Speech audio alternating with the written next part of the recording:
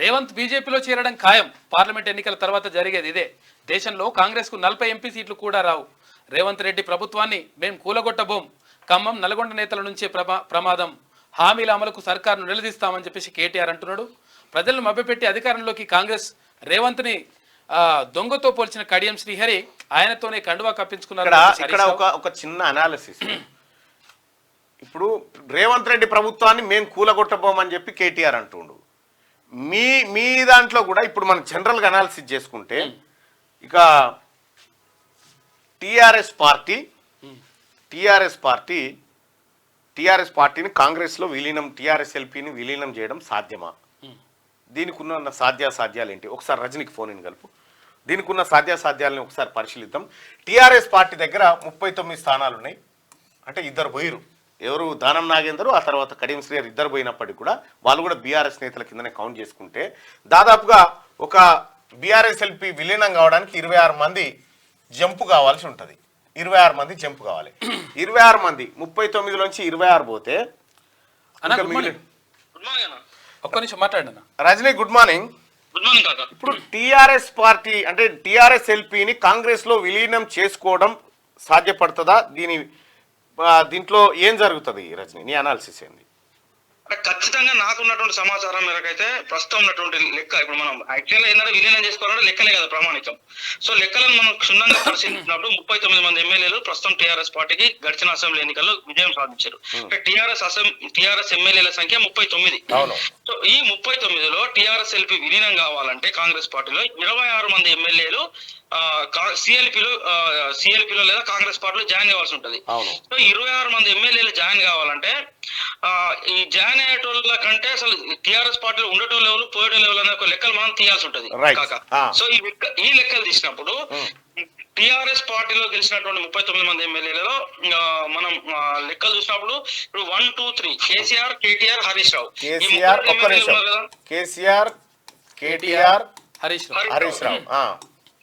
ఈ ముగ్గురు family members కదా. అవును, ఈ ముగ్గురు ఎట్లాగో టీఆర్ఎస్ లో ఉంటారు.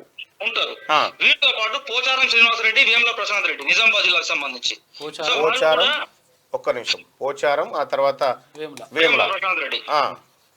సో వీళ్ళు కూడా బహుశా ఎందుకంటే కేసీఆర్ కుటుంబంతో అత్యంత సన్నిహిత సంబంధాలు ఉన్నాయి కాబట్టి సో వీళ్ళు కూడా పార్టీ మారకపోవచ్చు. ఇక పోచారం శ్రీనివాసరెడ్డికి సంబంధించి వయసు రీత్యా ఆయన పెద్ద మనిషి అయిపోయిండు, 85 years. సో కడియం శ్రీహరి చేసినటువంటి తప్పులు పోచారం శ్రీనివాసరెడ్డి చేయకపోవచ్చు అనేది ఒక అంచనా.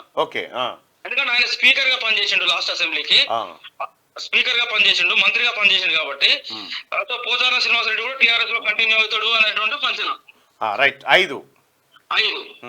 ఆ తర్వాత జగదీష్ రెడ్డి నల్గొండ జిల్లా నుంచి కేసీఆర్ కుటుంబంతో అత్యంత సన్నిహితంగా ఉన్నటువంటి ఎమ్మెల్యే జగదీష్ రెడ్డితో పాటు ఇక కరీంనగర్ జిల్లాకు సంబంధించి పాటి కౌశిక్ రెడ్డి, హుజరాబాద్. సో కౌశిక్ రెడ్డిని చేర్చుకోకపోవడంలో ప్రధాన కారణం ఏంటంటే ఆయన కాంగ్రెస్ పార్టీతో పాటు కాంగ్రెస్ లో ప్రస్తుతం రాష్ట్ర స్థాయిలో క్రియాశీలకంగా ఉన్నటువంటి కొంతమంది నేతలకు దగ్గర బంధువు కూడా అవుతాడు. ఆయనకు రేవంత్ రెడ్డి మధ్య కూడా సఖ్యత లేదు. మన పేర్లు చెప్పడం కరెక్ట్ కాదేమో. సో కౌశిక్ రెడ్డి కూడా పార్టీ మారకపోవచ్చు. సో కౌశిక్ ఇక్కడ మిగతా ఇద్దరు ఇప్పుడు జగిత్యాలకు సంబంధించి సంజయ్ రావు, అదేవిధంగా కోరుట్లకు సంబంధించి విద్యాసాగర్ రావు కొడుకు, ఆయన పేరు కూడా సంజయ్ వీళ్ళిద్దరు కూడా సంజయ్ రావు జగిత్యాలకు సంబంధించి ఇంకొక ఆయన పేరు కూడా సంజయ్ కోరుట్ల. సో వీరిద్దరు కూడా కేసీఆర్ కు అత్యంత దగ్గర బంధువులు. అవును. సో రాజకీయాలతో సంబంధం లేదు, వీళ్ళకి దగ్గర బంధుత్వం ఉన్నది కాబట్టి 9 మంది అయ్యారు. సో వీరితో పాటు ఇక మెదక్ జిల్లాకు సంబంధించి వచ్చినప్పుడు మనకు కొత్త ప్రభాకర్ రెడ్డి ఎందుకంటే దుబ్బాక నియోజకవర్గం సిద్దిపేట గజ్వేల్ మధ్యలో ఉంటుంది. సో కొత్త ప్రభాకర్ రెడ్డి కూడా కేసీఆర్ కుటుంబానికి కొంత బినామీగా ఉండడం అనేటువంటి ఒక ఆరోపణలు ఉన్నాయి. కొత్త ప్రభాకర్ రెడ్డి మనం కలిసి ఉండు మరి ముఖ్యమంత్రి కలవడం వేరు, లేదా పార్టీలో జాయిన్ కావడం వేరు. కొత్త ప్రభాకర్ రెడ్డి. ఇంకా పోతే పట్టణ చెరువు సంబంధించి గూడెం మైపాల్ రెడ్డి, గూడెం మధుసూదన్ రెడ్డిని మొన్ననే జైల్లో వేసిర్రు, అక్రమ మైనింగ్ చేస్తున్నారు, ఆయన అనేక ఇబ్బందులు పెడతా ఉన్నారు. సో ఆయన కూడా బహుశా పార్టీ మారకపోవచ్చు. సో ఇక సునీత లక్ష్మారెడ్డి మన నర్సాపూర్ సంబంధించి 12 సునీత లక్ష్మారెడ్డిని పార్టీలో జాయిన్ కావాలని కాంగ్రెస్ పార్టీ వాళ్ళు రిక్వెస్ట్ చేశారు. సునీత లక్ష్మారెడ్డి అంగీకరించకపోవడం వల్ల మదన్ మోహన్ రెడ్డి అక్కడ నుంచి నర్సాపూర్ మాజీ ఎమ్మెల్యే చిలుముల మదన్ రెడ్డిని జాయిన్ చేసుకున్నారు. సో కాబట్టి సునీతా లక్ష్మారెడ్డి కూడా పార్టీ మారకపోవచ్చు. ఉమ్.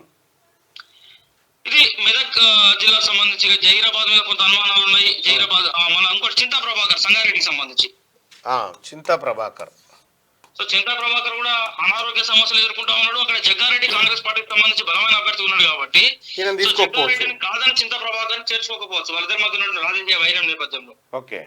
ఎర్రబెల్లి ఎమ్మెల్యే కాదుగా. మరి అవును ఓడిపోయింది కదా. ఇక వస్తే మనం గ్రేటర్ ఒకసారి చూద్దాం. మళ్ళా గ్రేటర్ లో కేసీఆర్ కుటుంబానికి అత్యంత దగ్గర ఉన్నటువంటి ఎమ్మెల్యే పద్మారావు గౌడ్, ఇప్పుడు సికింద్రాబాద్ ఎంపీ క్యాండిడేట్. అవును, పద్మారావు గౌడ్. పద్మారావు గౌడ్ ఎట్టి పరిస్థితుల్లో పార్టీ మారే పరిస్థితి కనబడడం లేదు. సో ఆయనతో పాటు షేర్లింగంపల్లి, అదేవిధంగా Jubilee Hills MLA Maganti Gopinath and Arikapudi Gandhi. Maganti Gopi, Arikapudi Gandhi 16. So వీళ్ళు కూడా మరి పార్టీ మారేటువంటి విషయంలో కొంత అబద్ధత భావంలో ఉన్నారు. కాంగ్రెస్ పార్టీ యొక్క రాజకీయ వ్యవహారాలను దగ్గరగా గమనిస్తూ. ఇకపోతే మనకు కుతుబుల్లాపూర్ సంబంధించి ఈయన ఎవరు కేపీ వివేకానంద గౌడ్. కేపీ వివేకానంద గౌడ్ కూడా పార్టీ మారకపోవచ్చు అంటున్నారు. తర్వాత ఇప్పుడు మల్లారెడ్డి అండ్ మల్లారెడ్డి అల్లుడు కూకట్పల్లి మాధవరం కృష్ణారావు. కూకట్పల్లి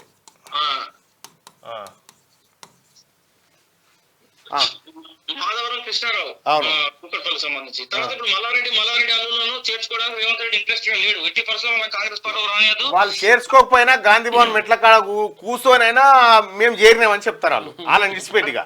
అంటే వాళ్ళకి సంబంధించి ఏంటంటే భారతీయ జనతా పార్టీలో చేరుతారు అన్నటువంటి ఒక ప్రచారం అయితే ఉంది. వాళ్ళు అటో ఇటో కానీ ఇళ్ళనైతే ఉండరు ఇక. అంటే ఇప్పుడు వాళ్ళు భారతీయ జనతా పార్టీలో చేరితే ఇప్పుడు కాంగ్రెస్ టీఆర్ఎస్ విలీనానికి సంఖ్య వీళ్ళకు సెట్ కాదు కదా.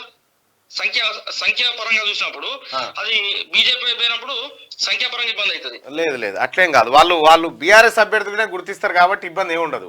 39. తర్వాత నీకు మనం గ్రేటర్ లో చూసుకున్నప్పుడు ఇంకా మిగిలిన వాళ్ళ సంఖ్య ఎవరు, మన తలసాని సీనన్న గానీ, ఎల్బీ నగర్ సుధీర్ రెడ్డి గానీ, వీళ్ళిద్దరు నమ్మకం లేదు. వీళ్ళు జంపు కొడతారు రెడీగా ఉన్నారు, తయారే ఉన్నారు. రంగారెడ్డి జిల్లాలో ఇప్పుడు సబితాందర్ రెడ్డి వాళ్ళకి సంబంధించి వాళ్ళు కూడా రెడీగానే ఉంటది. మహేశ్వరం సంబంధించి ఉప్పల్ ఎమ్మెల్యే బండారు లక్ష్మారెడ్డి. ఆయన పార్టీ మారతాడేమో. మరి మారకపోయినా ఏం కాదు, మారకపోయినా ఆయనకు అందరు సోపతుంటారు. లక్ష్మారెడ్డి. సో ఇట్లా మనం లెక్కలేసి చూసినప్పుడు మొత్తం 19 మంది ఇప్పుడు మనం లెక్కలేసిన కాడికి 19 మంది బీఆర్ఎస్. అయ్యో పల్లా రాజేశ్వర రెడ్డి.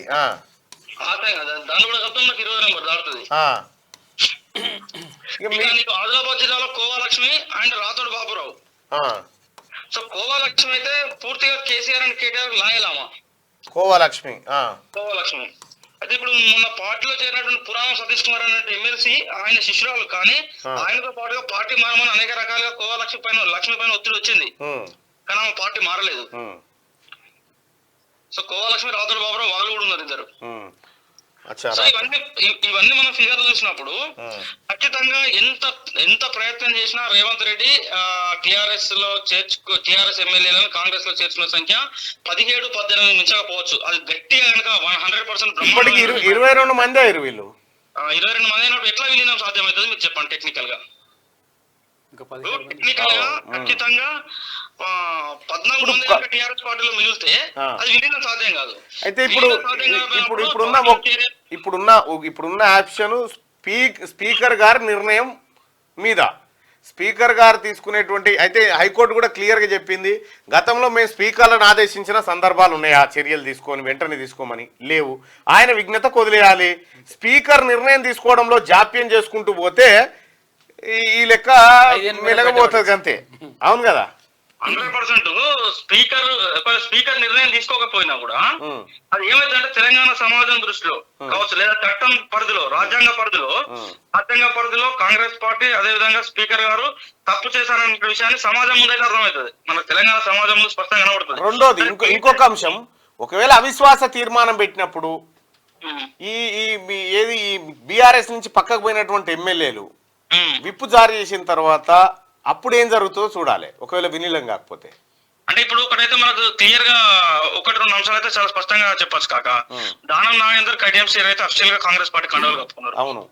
సో అఫీషియల్ గా కండువాలు కప్పుకున్నారు, మేము కాంగ్రెస్ పార్టీతో కలిసి ప్రయాణం చేస్తున్నామని చెప్పారు. అవును. చెప్పినటువంటి వారి పట్ల వీరిద్దరికి అయితే చట్టపరమైనటువంటి దాన్ని అయితే ఎదుర్కోవాల్సిందే. ఇప్పుడు కడియం శ్రీహరి లాంటి వ్యక్తి ఏం చెప్తాడు, రాజకీయాలలో నేను ఇప్పటిదాకా నాకు ఎటువంటి మరకలు లేకుండా నీతిగా నిజాయితీగా రాజకీయాలలో బ్రతికినా అంటాడు. సో అటువంటి వారు ఏం చేయాలి, ఇప్పుడు వారు విలువలకు సిద్ధాంతాలకు కట్టుబడి ఉన్నట్లయితే సో కోర్టు అక్షింతలేసి కడియం శ్రీహరి నువ్వు చేసిన తప్పయా, ఒక పార్టీలో గెలిచి ఇంకో పార్టీలో పోయినావు కాబట్టి ఆయన మీద అనర్హత వేటు వేయండి అని చెప్పేసి అని స్పీకర్ లేకపోతే కోర్టులో నిర్ణయం తీసుకోవడానికంటే ముందే ఆయనే నైతిక విలువలు పాటిస్తూ రాజీనామా చేసి కాంగ్రెస్ పార్టీ అభ్యర్థిగా పోటీ చేసి గెలవాలి. ఇప్పుడు అవకాశం కూడా ఉంది రాజీనామా చేసి గెలిచడానికి. ఎస్ ఎగ్జాక్ట్లీ ఉంది. ఇప్పుడు దానం నాగేందర్ కూడా అదే శీల పరీక్షను ఎదుర్కొంటా ఉన్నారు. అయితే ముఖ్యమంత్రి గారు కూడా ఒకవేళ అది కుదరకపోతే ఇటు రాజీనామాలు చేయించి మళ్ళీ కంటెస్ట్ చేయించడం అనేటువంటి ఒక ఆలోచన కూడా చేస్తున్నట్టుగా, అంటే ఇది కుదరకపోతే అదే కదా ఆప్షన్ ఇక. ఇప్పుడు రేవంత్ రెడ్డి గారు కూడా ఒక విషమ పరీక్ష ఇది. నేను ఎందుకు చెప్తున్నా అంటే ఇది ఓన్లీ మనం కాంగ్రెస్ పార్టీని తెలంగాణ రాష్ట్ర వ్యవహారాల వరకు చూడడానికి వీల్లేదు. కాంగ్రెస్ పార్టీ జాతీయ స్థాయి పార్టీ. వివిధ రాష్ట్రాలలో కాంగ్రెస్ ప్రభుత్వాలను అక్రమంగా కూలగొట్టి మా పార్టీ ఎమ్మెల్యేలను బీజేపీలో చేర్చుకొని లేదా ఇతర పార్టీలో చేర్చుకొని మాకు ప్రజాస్వామ్యాన్ని హత్య చేసినటువంటి పార్టీగా బీజేపీని బూచిగా చూపెట్టింది జాతీయ స్థాయిలో కాంగ్రెస్. అవునవును. సో రేపు ఇదే కాంగ్రెస్ పార్టీ ఇక్కడ అదే ప్రతిపక్షాలను చేర్చుకొని వారిని నైతిక విలువలు పాటించకుండా వారితో రాజీనామాలు చేయించకుండా సో ఆ పని చేసినప్పుడు రేపు జాతీయ స్థాయిలో కాంగ్రెస్ పార్టీ సమాధానం చెప్పుకోవాల్సి వస్తుంది. రేపు కాంగ్రెస్ పార్టీ బీజేపీ చేసిన మహారాష్ట్రలో బీజేపీ చేసింది కానీ బీహార్ లో చేసింది కానీ సో ఆ రాష్ట్రాల్లో బీజేపీ చేసింది తప్పు, మధ్యప్రదేశ్ లో కానీ బీజేపీ చేసింది తప్పు అని కాంగ్రెస్ పార్టీ ఎట్లయితే ఎత్తి చూపుతా ఉన్నదో మరి తెలంగాణలో కాంగ్రెస్ పార్టీ చేసింది ఏం పని అని రేపు పొద్దున భారతీయ జనతా పార్టీ కానీ ఇతర పక్షాలు అడిగినప్పుడు కాంగ్రెస్ పార్టీ నాయకులు జాతీయ స్థాయి నాయకులు ఎక్కడ తలకాయ పెట్టుకుంటారు? అదే అది కొంచెం ఇబ్బంది ఎదురయ్యే పరిస్థితి ఉంటది. ఇవన్నీ ఉంటాయి. అందుకనే ఎప్పుడు కూడా మనం రాజకీయాలలో ఒక సిస్టమ్ ఉంటది. ఇప్పుడు కేసీఆర్ ఎదుర్కొంటున్నాడు ఒక విషమ పరిస్థితిని. ఎప్పుడు కూడా వ్యక్తుల కంటే వ్యవస్థలు గొప్పవి. నీకు అవకాశం ఉన్నప్పుడు నీ చేతిలో ఉన్నప్పుడు నువ్వు వీలైనంత వరకు ఆ వ్యవస్థను ప్రొటెక్ట్ చేసుకుంటూ రావాలి. సో ఆ వ్యవస్థ నువ్వు కాపాడుకుంటూ వస్తే నువ్వు బలహీన పడ్డప్పుడు ఆ వ్యవస్థ నిన్ను కాపాడుతుంది. ఎప్పుడైతే నా చేతిలో బలం ఉంది కదా అని చెప్పేసి నేను వ్యవస్థను సర్వనాశనం చేస్తా అంటే ఖచ్చితంగా వ్యవస్థ నువ్వు బలహీన పడ్డ రోజు నిన్ను కూడా సర్వనాశనం చేస్తుంది. ఇది కేటీఆర్ కు ఇప్పుడు అనుభవం రూపంలో ఎదురవుతున్నది. రేపు కాంగ్రెస్ పార్టీ అదే తప్పులు చేస్తే కాంగ్రెస్ పార్టీ కూడా ఇదే పరిస్థితి ఎదురవుతుంది. Thank you Rajani. సో అది మొత్తానికి కేసీఆర్ ను పూర్తిగా ఖతం చేయకూడదు, కొంత జిందా రహనా చాయ్యే. ఇది కాంగ్రెస్ కు మంచిది.